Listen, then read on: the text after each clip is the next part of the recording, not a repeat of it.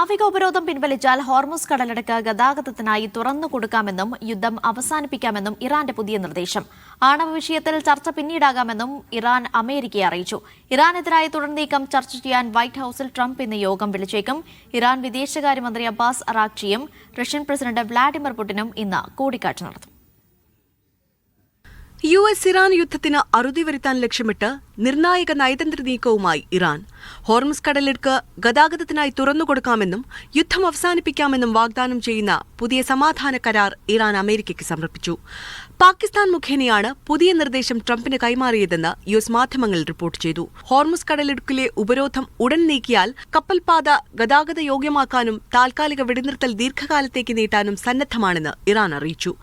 ഏറ്റവും തർക്ക വിഷയമായ ആണവ പദ്ധതി ചർച്ചകൾ സമാധാനം പുനഃസ്ഥാപിച്ച ശേഷം മറ്റൊരു ഘട്ടത്തിൽ പരിഗണിക്കാമെന്നാണ് ഇറാൻ വ്യക്തമാക്കുന്നത്. ട്രംപ് ഭരണകൂടത്തിന് ഇതിനോട് യോജിപ്പില്ലെന്നാണ് US മാധ്യമങ്ങൾ നൽകുന്ന റിപ്പോർട്ട്. അമേരിക്കയുടെ താൽപര്യങ്ങൾക്കും സുരക്ഷയ്ക്കും മുൻഗണന നൽകുന്ന കരാറിന് മാത്രമേ താൻ അംഗീകാരം നൽകൂ എന്ന് ട്രംപ് വ്യക്തമാക്കി.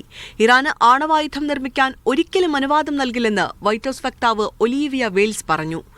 ഇന്ന് വൈകിട്ട് ട്രംപ് വൈറ്റ് ഹൌസിൽ ഉന്നതതല യോഗം വിളിച്ചേക്കുമെന്നും US മാധ്യമങ്ങൾ റിപ്പോർട്ട് ചെയ്തു. അതിനിടെ മോസ്കോയിലെത്തിയ ഇറാൻ വിദേശകാര്യമന്ത്രി Abbas Araghchi Russian president Vladimir പുടിനുമായി കൂടിക്കാഴ്ച നടത്തും. സമാധാന ശ്രമങ്ങളിൽ റഷ്യൻ ഇടപെടൽ തേടുകയാണ് ഇറാന്റെ ലക്ഷ്യം.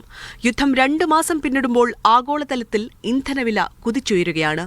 ആഗോള വിപണിയിൽ അസംസ്കൃത എണ്ണവില ബാരലിന് $107 ലബനാനിൽ വെടിനിർത്തൽ ലംഘിച്ച് ഇസ്രായേൽ നടത്തിയ ആക്രമണത്തിൽ 14 പേർ കൊല്ലപ്പെട്ടു. Media 1 Dubai.